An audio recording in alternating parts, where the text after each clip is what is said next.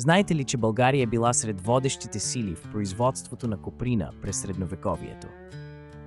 Още през Царския век българските майстори усвояват тънкостите на коприненото производство, което се превръща в истинска занаятчийска революция.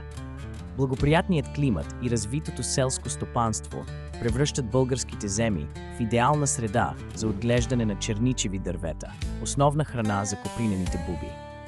Копринените тъкани, произведени в Плиска, Преслав и Търново, се отличават с изключително качество и изкусна изработка, което ги прави търсени в Константинопол, Венеция и цяла Европа.